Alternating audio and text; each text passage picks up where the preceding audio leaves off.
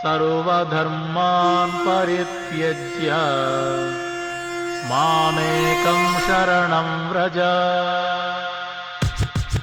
The miseries of material existence and the most hopeless conditions of life is the best possible opportunity to turn to God.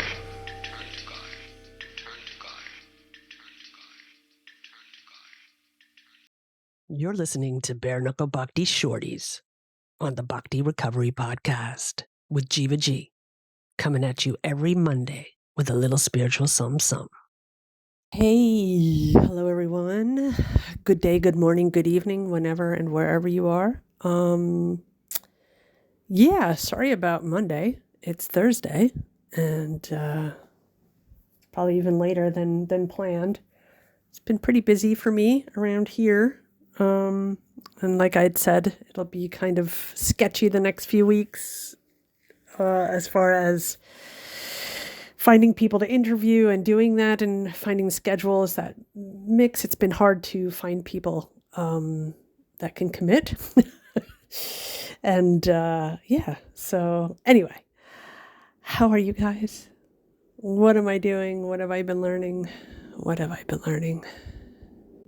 I think the most important lesson that I've been learning at the moment is seeing things as they are, accepting things as they are within me and around me. And that's been, that goes deeper as long as I stay in the process of recovery, as long as I'm trying to strive for advancements in my spiritual progress, things will be uncovered. And that includes doing nothing. I've always been very critical of myself and have a lot of times just been very hard on myself and demanding on where I should be, what I should do, how I should see things. And often I forget to breathe. I just forget to breathe and let it be. Sometimes for advancement, we don't need to be physically killing ourselves and bending over backwards into pretzels. Sometimes it's about breathing and just letting things be, being acceptant of how it is. And I'm not talking about resignation. There's a huge difference. I'm talking about acceptance. I'm talking about acceptance when there's true acceptance for the situation of where I am, how I am, who I am. Then that is the beginning of being humble. And having little glimpses of that is a treat. Not only a treat, it's beautiful actually. I would struggle so much. What kind of devotee do I want to be? I want to be this kind of devotee. I judge my insides by other people's outsides.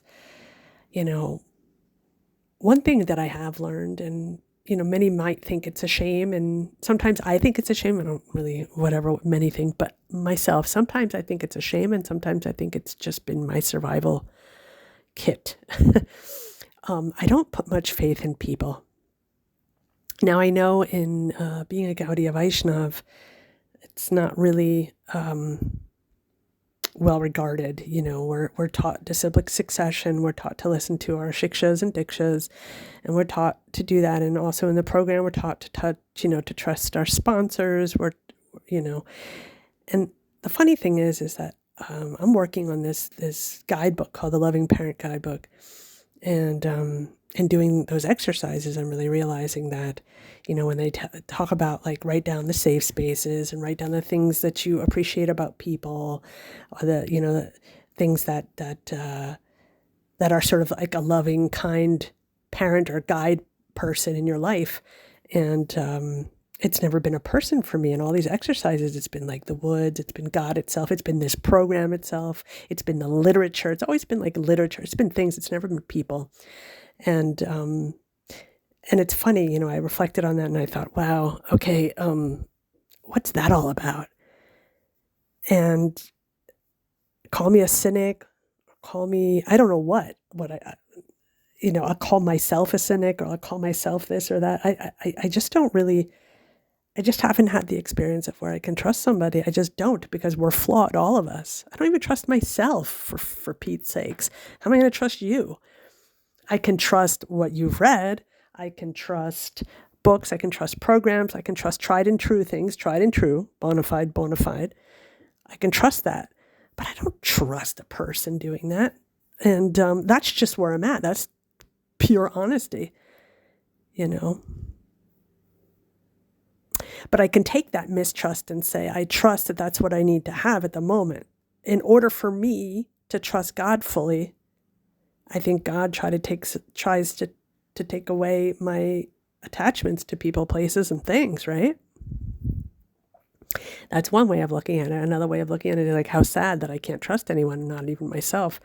It's kind of, if I'm operating within this material world with my material nature and all of that stuff, if I'm doing it that way, it's been very disappointing my whole life. I've been nothing but disappointed. And not just like I'm a victim. It's just that I don't even trust myself either. How many times have I said I'm going to do something and just don't pull through for myself? How many times did I say I won't do this, and I've done it anyway? How many times have I said I want to change my whole life right now, and it doesn't work? And I just don't do it because I fall into old behaviors or whatever it is. And I see people who are examples, and I see people, I see like my guru, and I see people who are advanced. I see people like Richard Rohr and all these people spreading the message. And I think the message is wonderful. And I think God speaks through everybody. But I make no mistake in saying that person is God, although he's part and parcel of God, and maybe he's got more parts than I do of God. But I still see that person. I don't know what anybody does behind closed doors. I don't know. So I trust the word. I trust the message, but I don't trust the person. Does that make sense? I hope it doesn't sound so bleak or something, but so what I was talking about was being acceptant about that. And so, okay, well, that's where I'm at. Maybe that'll change. Could be that'll change. I don't know. Maybe my attitude will change. Maybe I'll meet someone who I can trust completely. Maybe my expectations will be totally different. I mean, it all changes, and I go through phases of life. There were phases of life where I trusted everything would be fine because I never even trusted him. I never even thought, it wasn't even in consideration to trust a person. It was just like, okay, trust the process and trust God. And that every person that comes in my life, or every situation that comes in my life, no matter how disappointing it was or whatever it was, that's what I needed to have at that moment, because I'm trying to see it through the grace of God.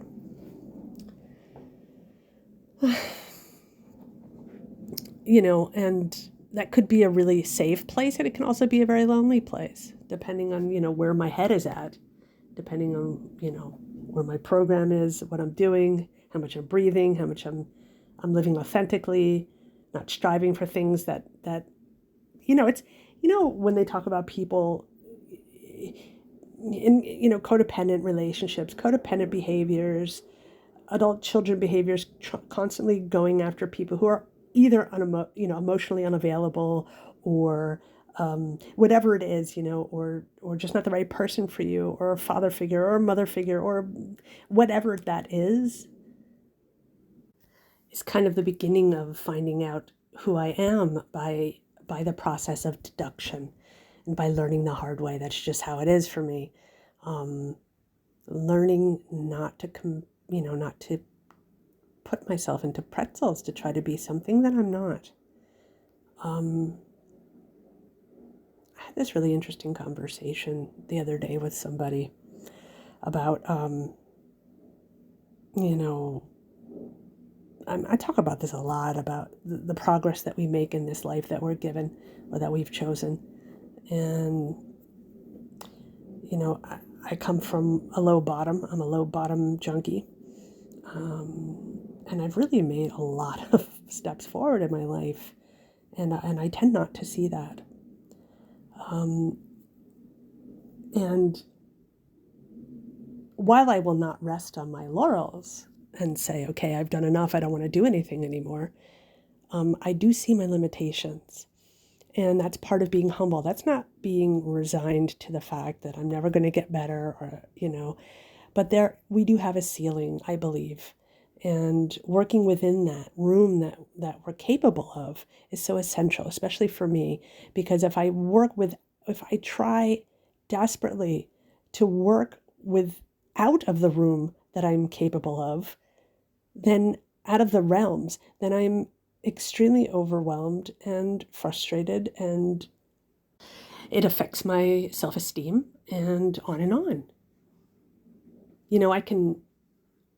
I can definitely strive for things. The bar is high.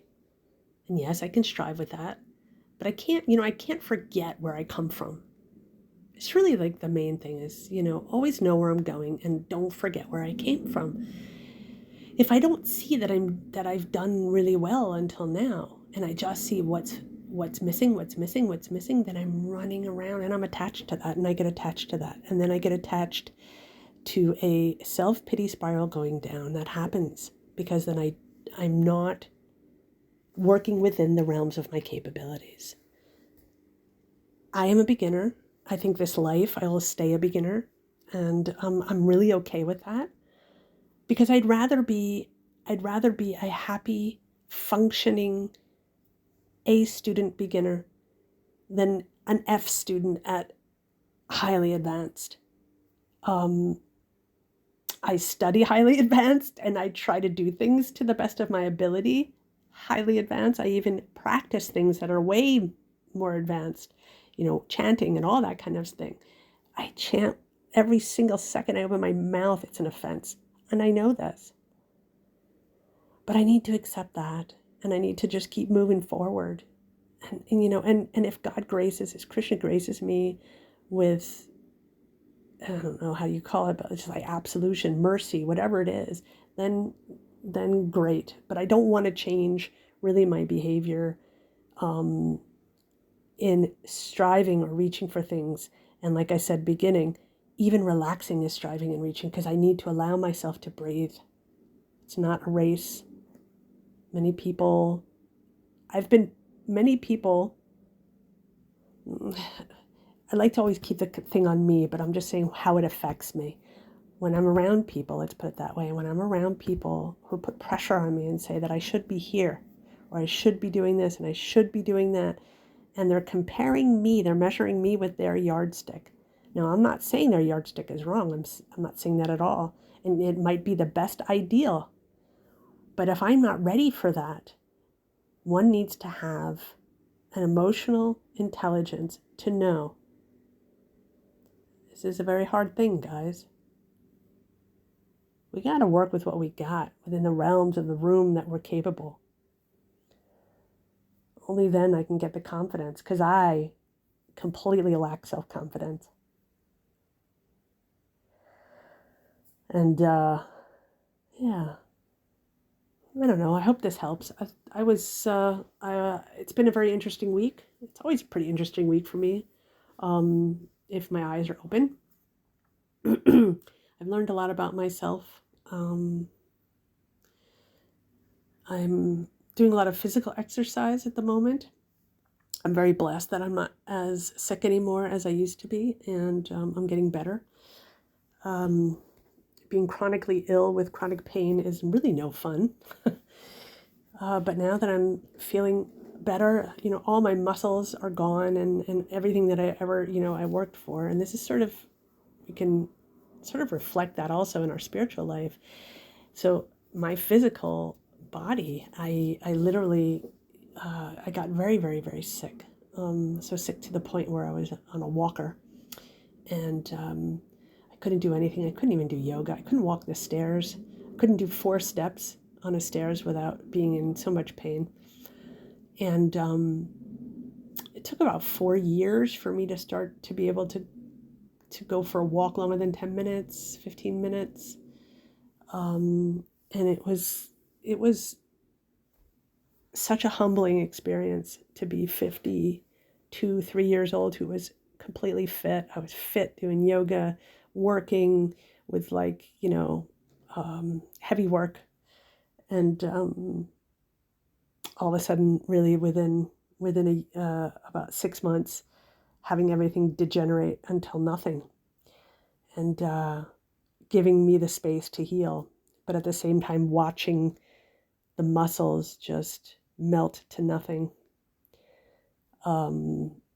Very humbling, very humbling.